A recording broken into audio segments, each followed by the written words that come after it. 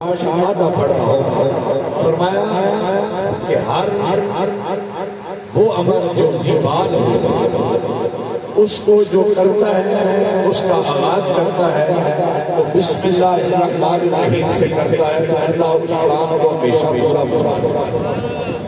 But صاحب نے آج یہاں یہ آغاز کیا تو بسم اللہ سے کیا، تو میں یہ بسم اللہ الرحمن الرحیم کے متعلق ہی آپ بتا کی خدمت میں ایک دو باتیں عرض کرنا چاہتا ہوں۔ یہ بسم اللہ الرحمن الرحیم جو ہے اس کے 19 حروف ہیں، 19 حروف ہیں۔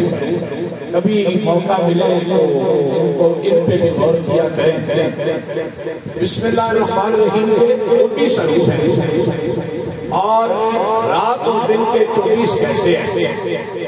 فرمایا جو صبح بسم اللہ الرحمن الرحیم پڑھ لیتا ہے اور شام کو سوتے ہوئے پھر پڑھ لیتا ہے اور 5 نمازیں پڑھ لیتا ہے، یعنی 5 گھنٹے 5 نمازوں کے کر لیتا ہے اور 19 گھنٹے بسم اللہ الرحمن الرحیم، جس نے یہ عمل کر لیا اس کا رات بھی اچھی گزر گئی، اس کا دن بھی اچھی۔ یہ پہلی بات میں نے آپ کو بتائی ہے، مشکل بھی بتاتا ہوں، آسان چیزیں بتاتا ہوں۔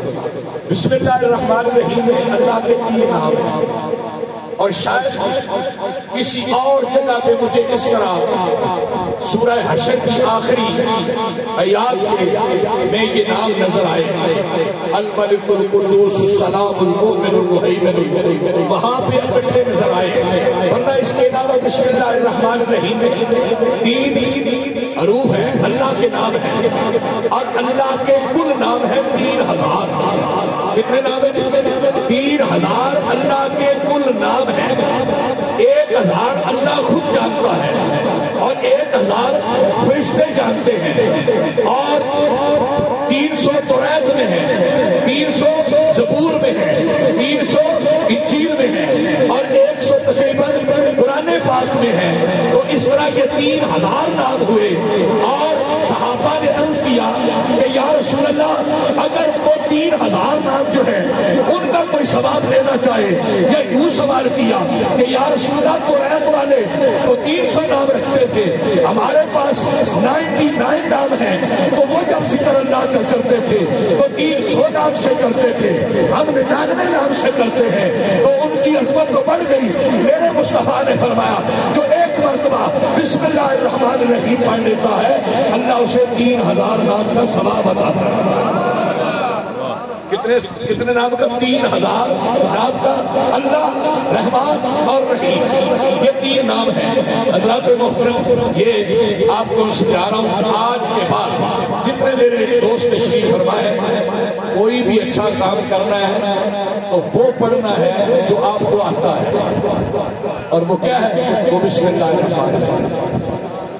میں یہ بھی تو کہہ سکتا ہوں نا کہ سورہ حشر کا آخری رکوع پڑھ تو برکت تو اس میں بھی ہے، سورہ بقرہ کا آخری رکوع پڑھ برکت تو اس میں بھی ہے، سورہ یاسین پڑھ برکت تو اس میں بھی ہے، سورہ ملک یا دخان پڑھ برکت تو اس میں بھی ہے۔ لیکن آؤ میرے مصطفیٰ کی عظمت کو دیکھو، حضور نے ہر کام کرنے سے پہلے کون سی چیز بتائی؟ فرمایا جو کمزور سے کمزور میرا امتی ہوگا نا علم کے اعتبار سے، اسے بھی بسم اللہ الرحمن الرحیم آتی ہے۔ میں یہ کہہ رہا ہوں کہ آغاز کرتے ہوئے بسم اللہ الرحمن الرحیم۔ اب حضور کا جو بھی کام ہے وہ کمزور